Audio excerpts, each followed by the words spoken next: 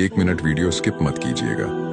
अगर आप परेशान हैं, किसी मुसीबत में मुब्तला है, तो एक दफ़ा आपको यह हदीस लाजमी सुननी चाहिए। इससे आपके दिल को बहुत सुकून मिलेगा। नबी करीम सल्लल्लाहु अलैहि वसल्लम ने इरशाद फरमाया, अल्लाह ताला जिस बंदे के साथ भलाई का इरादा करता है तो उसको किसी मुसीबत में मुब्तला कर देता है। एक और हदीस में आता है कि नबी करीम सल्लल्लाहु अलैहि वसल्लम ने फरमाया कि जब किसी मुसलमान के इक्शू पर कोई मुसीबत आती है, कोई मुश्किल आती है या उसको कोई तकलीफ होती है, यहाँ तक कि उसको कोई कांटा भी चुभ जाए, तो अल्लाह ताला उस तकलीफ के बदले, उस मुसीबत के बदले उसके गुनाहों को माफ फरमा देता है।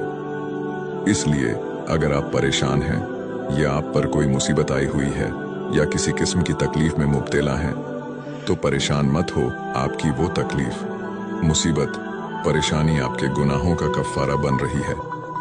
इस हदीस को जितना ज्यादा हो सके शेयर करें या अपने दोस्तों को मेंशन करें, ताकि वो भी किसी भी परेशानी में सब्र करना सीखें।